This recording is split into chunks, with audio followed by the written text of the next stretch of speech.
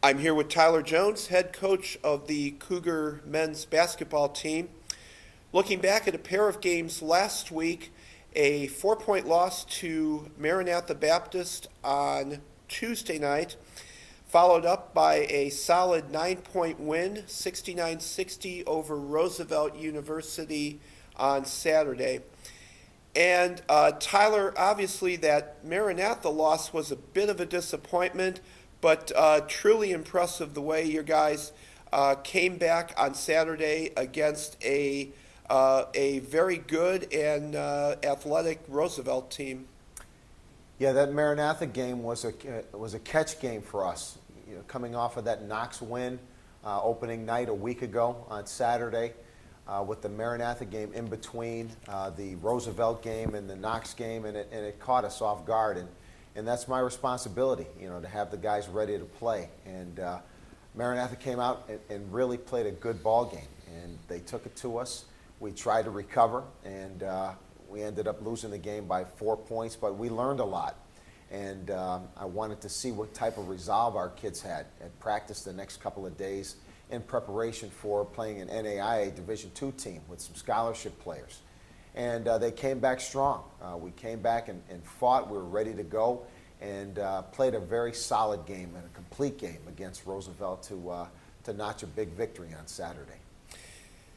You know, when you think about what they call the game within a game, one of the most interesting things watching Saturday's game was the play right underneath the basket. Roosevelt with a very athletic 6'4", 6'5" forward, Jeremiah Jackson, and watching De'Aris Blackwell go up against him. Now, De'Aris gives up a few inches, but those two really fought to almost an even Steven, I guess you might say, and just watching the physical play that De'Aris brings it's really fun to watch. De'Aris is such a physical player for us, and we need every bit of his physicality. I thought he and Tino Vasquez did a pretty good job at neutralizing.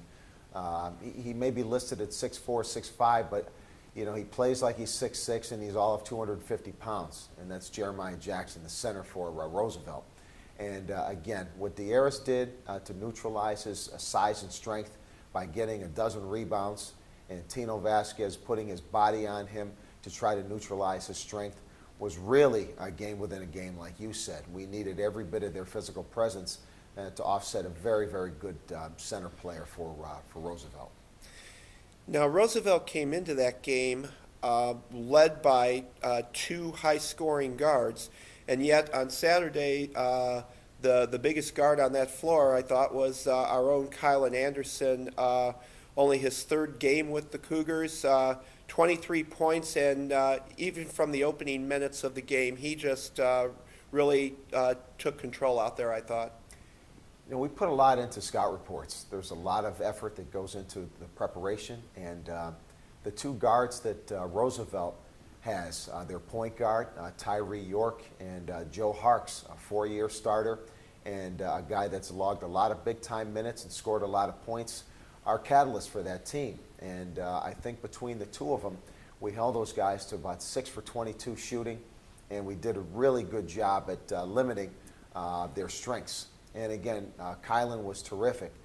He had 10 field goals. He had 23 points to lead us.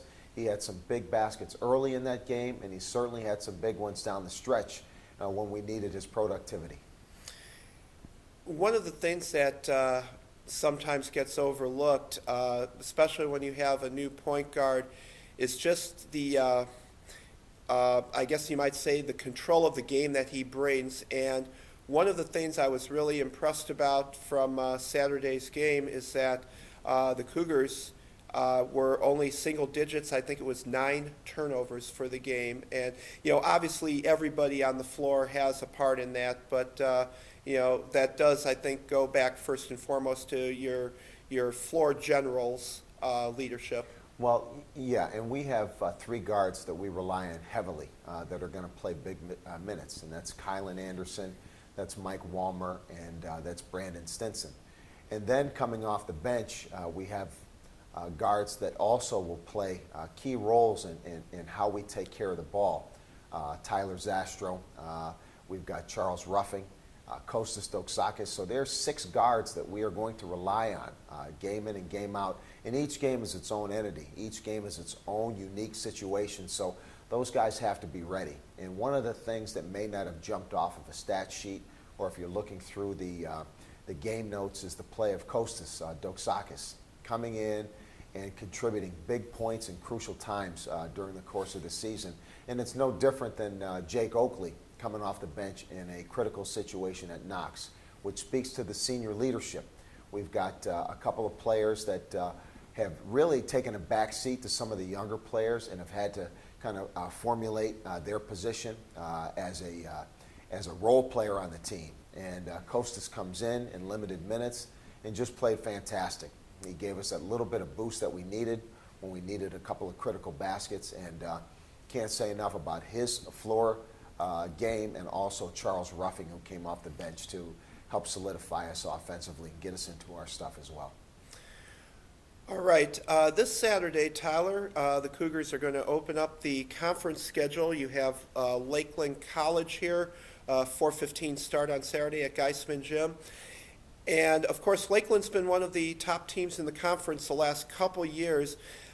I thought one of the great things to come out of Saturday's game as you get ready now for this Lakeland game, you had just a really solid defensive effort, and the guys now 3 games into the season, maybe some of the newer guys, just figuring out what goes on in the Cougar system now on defense, and that's got to be a great, I guess you might call it a bridge game now as you get ready for Lakeland. Yeah, you're absolutely right. And playing defense has got to be a constant.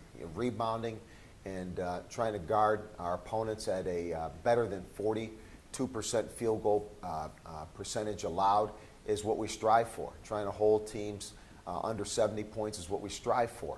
So to have a game where we did both of those things, to hold a team to a low field goal percentage defense and also to only 60 points, is definitely the trend in the right direction for where we want to be. We want to try to get better each and every week. We talk about our defensive schemes. The majority of the practices, we spend a lot of time on rotations, and certainly when conference games come around, the emphasis is going to be on who makes the defensive adjustments, because all the teams know each other. And we know their personnel, they know ours, and what it comes down to is trusting your defense to make stops at critical times, which means trusting the guy that's to the left or to the right of you in a defensive rotation and trust that they can get the job done. So we are processing and moving in the right direction to try to get that done. All right, Tyler, I'd like to thank you for your time this morning. Congratulations on a solid win over Roosevelt on Saturday, and best of luck to you and the team as you get ready for Lakeland this Saturday. Appreciate it, Jim. Hope everybody has a great Thanksgiving holiday. Thank you.